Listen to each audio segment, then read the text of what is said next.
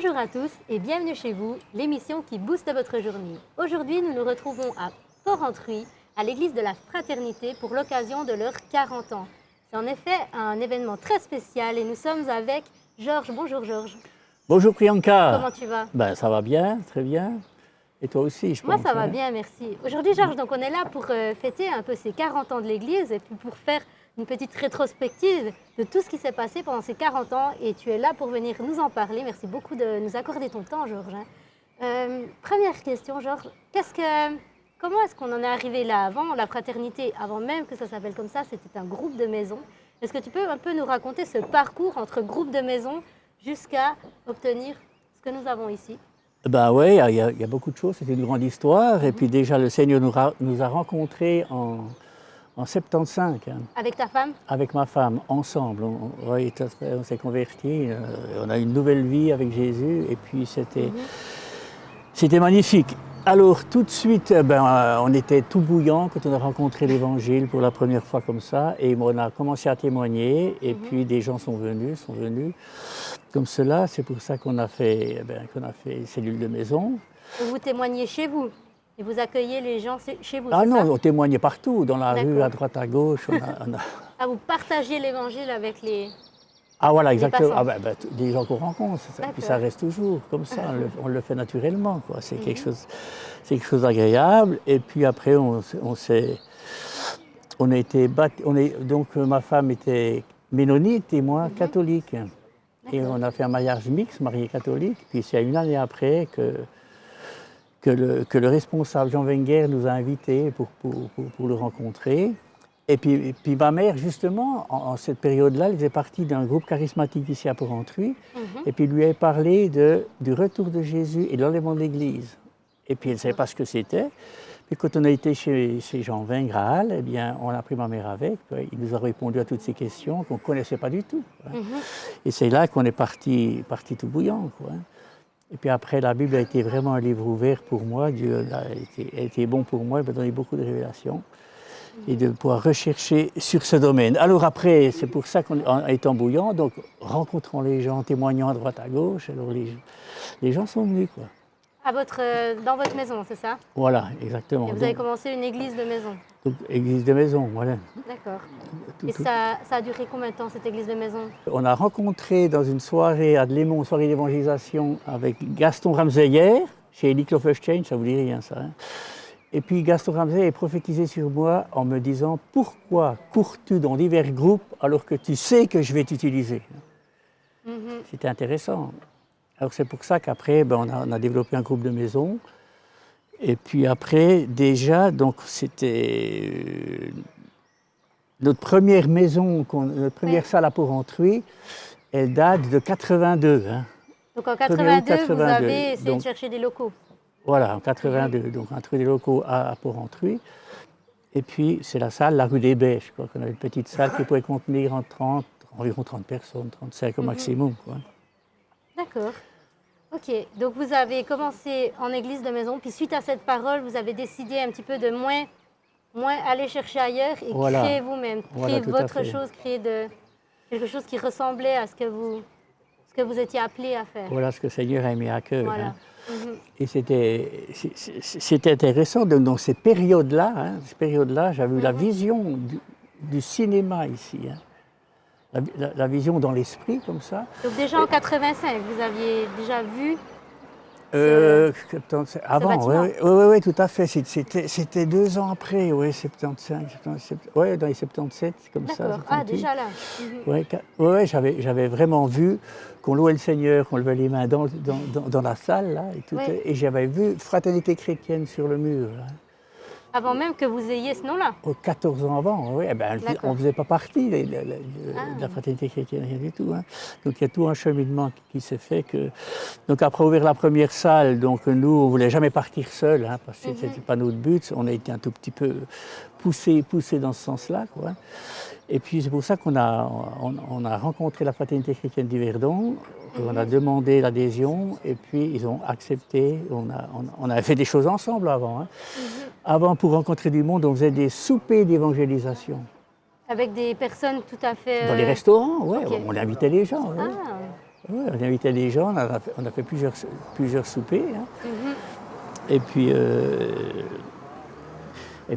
ça veut dire qu'on a vraiment à cœur l'évangélisation, de toucher les gens. Quoi. Puis vous liez à la fraternité chrétienne d'Yverdon, c'était un choix par rapport à ta vision ou parce que vous avez introspecté plusieurs églises et Non, puis vous avez... non, c'était le choix de la vision parce que ça correspondait à ce qu'on avait dans notre cœur parce qu'ils étaient très charismatiques. Hein. D'accord. Donc ils priaient pour la délivrance des gens, la guérison des malades, des choses comme ça qu'on n'arrivait pas. Vous aviez la même vision en fait. Voilà, exactement. On a une vision commune et ça a été une très grande bénédiction hein, parce qu'on n'aurait pas pu faire ça sans eux hein, pour pouvoir acheter les maisons, des choses comme ça. Hein. Donc ça, c'était vos premiers locaux à Port-Rentruy. Et puis après, qu'est-ce qui vous a fait changer ou plutôt, dirait-on, évoluer? Voilà, alors j'ai quelques notes pour le chant. Parce qu'en même temps, on a aussi ouvert une autre salle pour les groupes de jeunes. Hein. Ah, ok. Les groupes de jeunes et des jeunes se sont convertis aussi dans cette salle-là. Ça a grandi. Et puis après, la salle venait plus petite. Quoi, hein. Et c'est pour ça qu'on a dû chercher. Et pendant ce temps-là, on a aussi mis en route un répondeur automatique hein, qui s'appelle Secours et Réconfort. Pour accueillir les gens. Voilà, oui, on mettait des annonces dans les journaux pour faire connaître le message de l'Évangile. Et puis les gens ont répondu. On a fait ce travail pendant une dizaine d'années. Là, hein.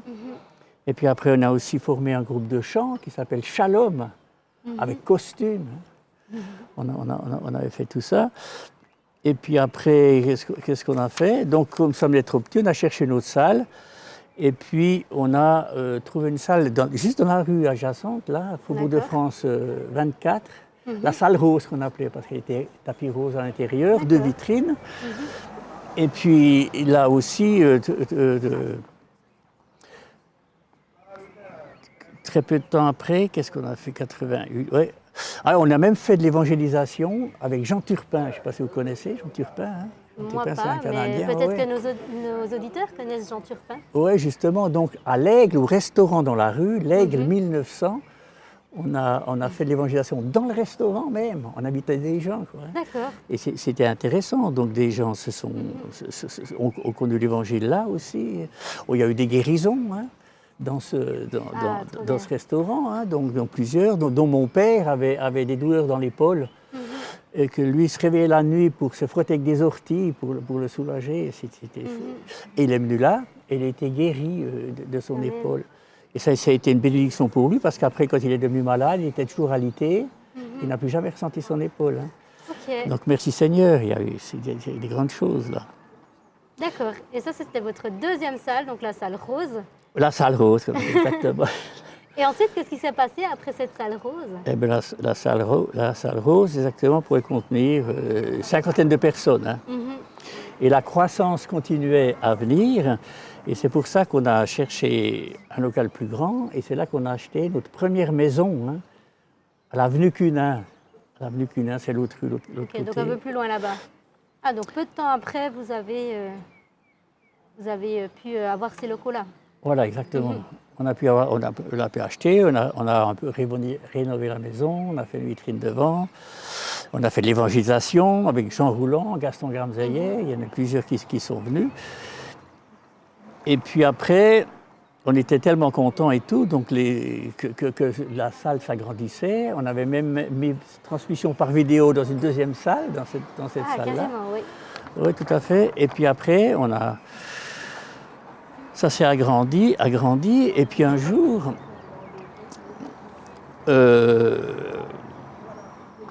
en juillet 1990, hein, ça c'était en 88, en 90 ici, le journal annonçait la fin du cinéma ici, hein, qu'il allait fermer ici.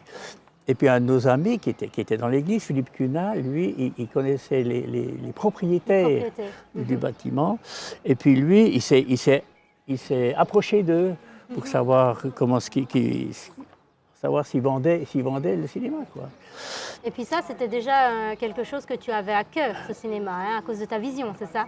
Alors c'est seulement après, oui, parce qu'après, quand on est venu visiter le cinéma dedans, donc l'avantage qu'on a eu, c'est qu'il n'a pas été mis dans les journaux qui vendaient le cinéma. Hein, donc il a pu prendre le pas avant. Oui. Et puis parce que la ville aurait voulu l'acheter. Hein, pour avoir une salle ici, une salle pour eux, pour la ville, quoi. Hein. Et puis, donc, il a pu y aller avant. Et puis, nous avons étudié la chose. Et puis, nous avons vu que, ma foi, c'était très intéressant, quoi. Hein. C'est une salle comme ça, dedans, et puis déjà les sièges et tout. Hein. Et est-ce que vous avez choisi ça par rapport à la salle? Il y a aussi ta vision également. Est-ce qu'il y a aussi d'autres choses qui ont été intéressantes? On m'a parlé également du fait que ben voilà, c'était un endroit qui était aux portes de la ville, qui était au bord d'une rivière, symboliquement parlant, au niveau de la Bible. Ah oui, ça a beaucoup de symbolique. Ouais, surtout les ports de la ville, c'était Voilà. très symbolique pour nous. Hein, remettre les anciens aux ports de la ville, et pour cela. Et puis c'est vrai, le courant d'eau ici, puis c'était un moulin. Hein. C'était un moulin avant, un moulin, ça faisait voilà. tourner les roues du moulin. J'ai des anciens croquis sur cela encore.